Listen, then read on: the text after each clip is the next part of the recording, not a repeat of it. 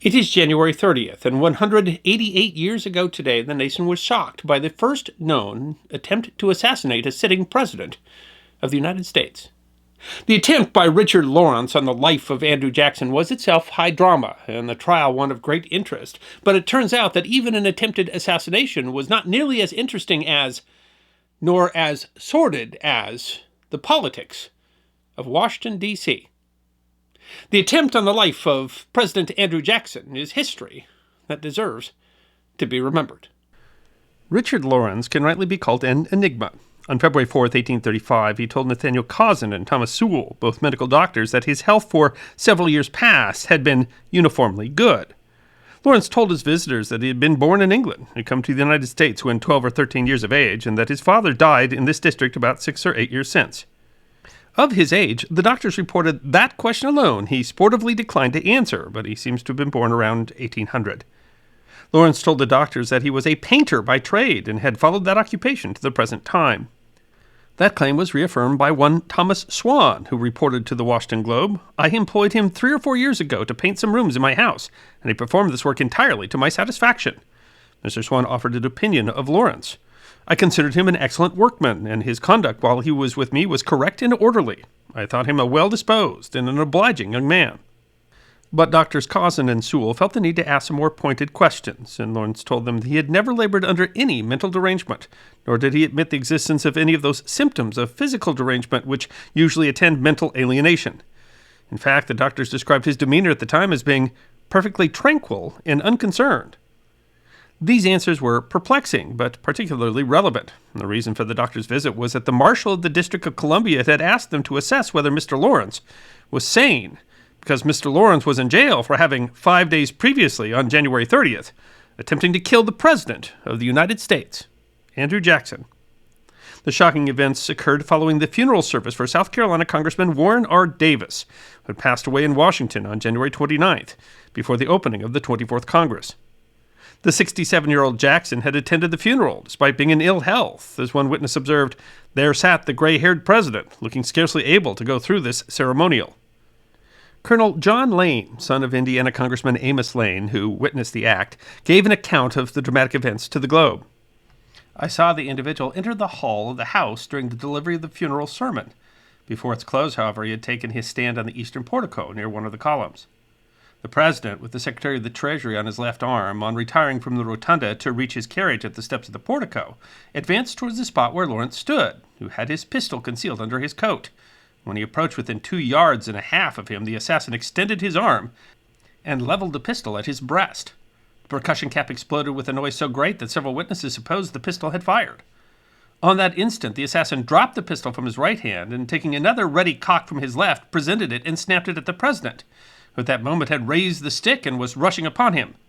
Mr. Woodbury and Lieutenant Godney at the same instant laid hold of the man, who gave way through the crowd and was at last knocked down." Lawrence had confirmed many of the details to Dr. Cousin, a physician at the jail, and Dr. Sewell, professor of anatomy and physiology at the Columbian College, as reported in the National Intelligencer. He observed that he did not enter the hall, but looked through a window from the lobby and saw the President seated with members of Congress. Then he returned to the rotunda and waited until the President again entered it, and then passed through and took his position in the east portico, about 2 yards from the door, drew his pistols from his inside coat pocket, cocked them, and held one in each hand, concealed by his coat, lest he should alarm the spectators, and states that as soon as the one in his right hand misfired, he immediately dropped or exchanged it and attempted to fire the second before he was seized. He further stated that he aimed each pistol at the President's heart and intended, if the first pistol had gone off and the President had fallen, to have defended himself with the second, if defense had been necessary. These events were shocking. Never before in history had someone tried to assassinate a sitting president, but perhaps even more surprising was that the assassin had ample time to shoot at the president at point-blank range, not once, but twice, and both pistols mysteriously misfired. And the aging and ailing president, instead of seeking cover, decided instead to charge the assassin and beat him with his cane. The most immediate question was motive. The reason for the pointed questions of Doctors Cousin and Sewell was whether Mr. Lawrence was insane. On the one hand, he seemed to be in control of his faculties, was able to discuss the event with clear detail, and even admitted to having pre-planned it. telling them that he had loaded the pistol 3 or 4 days previous with ordinary care for the purpose intended. When asked why he went to the Capitol that day, the doctors reported he replied that he expected that the president would be there. He also stated that he was in the rotunda when the president arrived, and on being asked why he did not attempt to shoot him, he replied that he didn't wish to interfere with the funeral ceremony. But alongside what appeared to be such rational planning, the doctors found reason to question Lawrence's sanity. Lawrence's first explanation of motive was that of late he could not find any steady employment, which had caused him much pecuniary embarrassment, and that he had been told the president caused his loss of occupation and the consequent want of money, and he believed that to put him out of the way was the only remedy for this evil. The story then gets even odder. When asked who had told him that, he said that his brother-in-law, Mr. Redfern, had told him he would have no more business because he opposed the president, and he believed that Redfern was in league with the president against him. And if a supposed plot between the President of the United States and his brother-in-law to deny him business painting houses was not odd enough, he then told the doctors that he had long been in correspondence with the powers of Europe, and that his family had been wrongfully deprived of the crown of England, and he should yet live to regain it, that he considered the President of the United States as nothing more than his clerk. Apparently unconvinced that Lawrence was the rightful King of England, the good doctors concluded, "We do not hesitate to state as our own opinion that this unfortunate man is laboring under extensive mental hallucination upon some subjects." That conclusion was further reinforced by another examination on February 26th by a Dr. Benjamin Borer. Borer not only observed physical symptoms of mental illness, writing that the pupil of the eye was dilated, pulse was slightly tense to febrile, his tongue furrowed into a practiced eye, a morbid physiognomy or peculiar cast of countenance was manifest. But like Doctors Causin and Sewell, he found Lawrence's state of motive to be that the president knew his claim to the crown of Great Britain to be just, and that it was only necessary for him to reach England to secure it, and that he wants money to get there, where he has a large body of friends to support him. That General Jackson, having control over the Bank of the United States, ought to furnish him with that money, and not having done so, was the cause of his attack upon him. Asserting that the cause of the delusion may be related to his trade has been that of a painter, which exposed him to the action of lead and also the rays of the sun, Borer concluded that, having solely truth and justice to govern him, begs leave to state that in his opinion, the case of Lawrence is one of true insanity, and belonging to that species termed monomania, leaving further that if he had not taken up the present maniacal hallucinations, he might have fastened upon one equally dangerous. The diagnosis of insanity was confirmed by 2 further physicians before Lawrence's trial in April. But despite these examinations, not everyone was convinced. Professor Richard Roars of Oklahoma State University noted in a 1981 edition of the Journal of the Early Republic, "A European traveler in Washington at the time noticed the pervasiveness of partisanship. She noted that within 2 hours of the attack, reports connected nearly every eminent politician in Washington with Lawrence." Roars continues that although Lawrence denied ever having discussed his intent with anyone, charges and countercharges pervaded Washington for several months as political machinations and petty vendettas obscured the grave significance of the attack. The 2 most commonly expressed theories suggested that either Jackson's enemies had instigated the assassination attempt, or that the Jacksonians had arranged it to promote public sympathy for the president. For example, in February it was reported that one David Stewart had made an oath on the holy evangely of Almighty God before a magistrate that the last of December, or January 1st last, he saw Richard Lawrence go into Tennessee Senator George Poindexter's dwelling house on 4.5 Street. And the Tuesday before the attempt to assassinate the President of the United States, the deponent did see Senator Poindexter and Lawrence in Senator Poindexter's passage in conversation. The newspaper Rhode Island Republican reported a captain of high standing in the Navy had previously stated in this city that Poindexter, on his voyage from New Orleans, had threatened to demand satisfaction for the remark made upon him by the president in an anonymous letter to the Baltimore Patriot, saying that if the president refused, he would shoot him wherever he saw him. Roars writes that letters from the time show that Jackson immediately blamed Poindexter. On the day of the assault, the president rejected the suggestion by a group of well-wishers that Lawrence was insane. Instead, Jackson expressed the belief that Poindexter had hired the assailant because the senators lacked sufficient courage to attempt the act himself.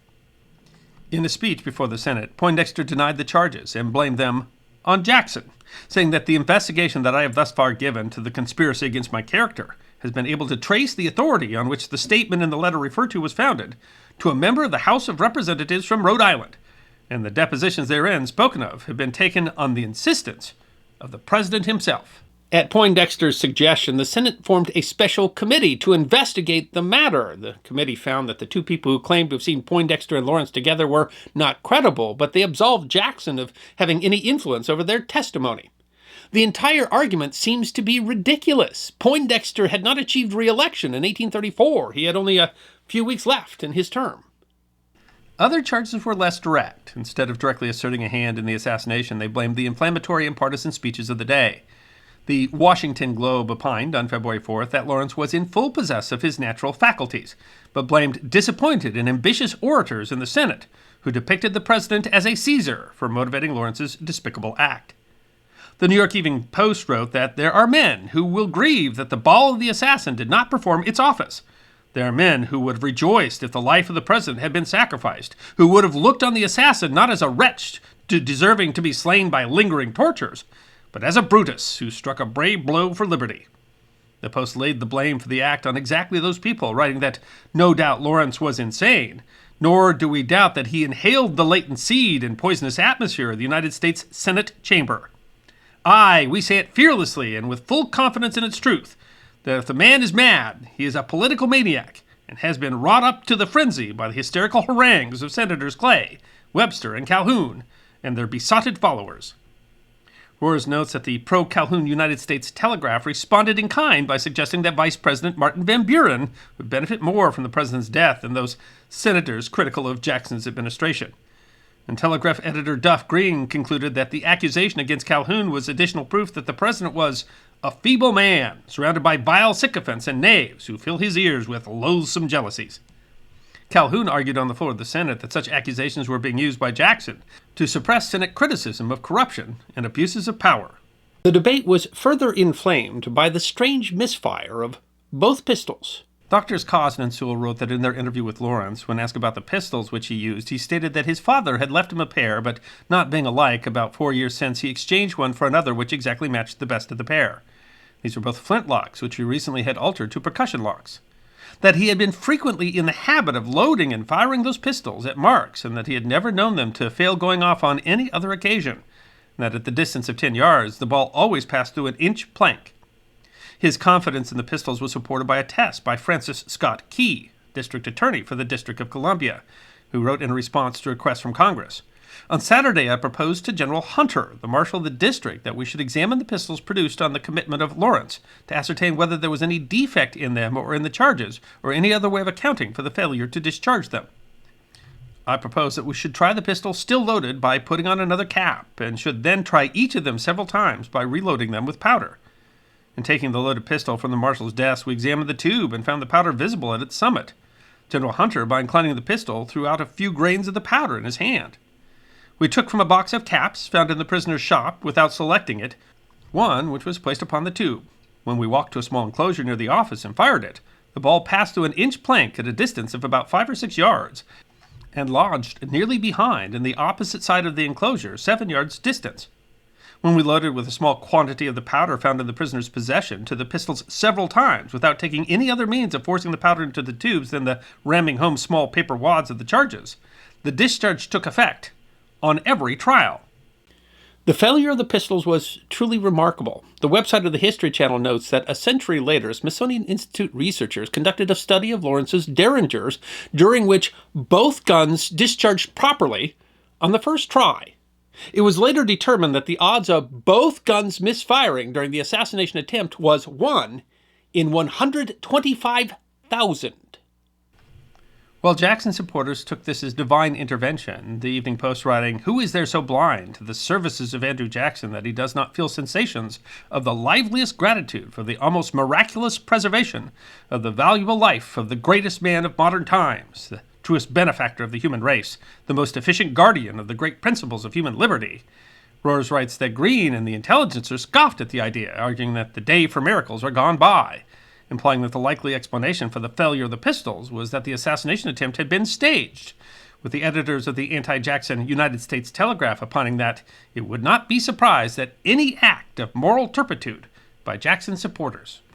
Oddly, at the time, attempted murder was only a misdemeanor in the District of Columbia.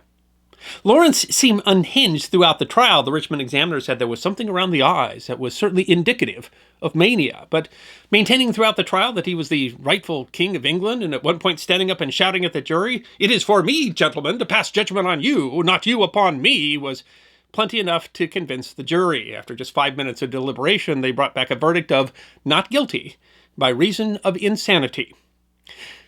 District Attorney Key didn't seem to offer a very vigorous opposition to the insanity defense, and maybe that's because a finding of insanity gave a better chance that Lawrence would be confined for a longer period of time than being convicted of a mere misdemeanor. In fact, Lawrence was committed to an asylum in Washington, D.C., and remained committed in asylums until his death in 1861. As to the pistols, it was a particularly rainy, wet, foggy day, and those kinds of derringers were particularly subject to moisture in the powder, and that seems to be the most likely explanation for why both misfired. In the end, perhaps the most interesting thing about the entire affair, and the part that is most relevant today, was not in the assassination attempt, but in the way that a random act of a lunatic was exploited in a period of harsh partisan politics. Dr. Rohr explains, Lawrence's acquittal brought an end to the immediate aftermath of the assassination attempt. It had been a sordid affair, yet few in Washington seemed surprised by the political intrigues.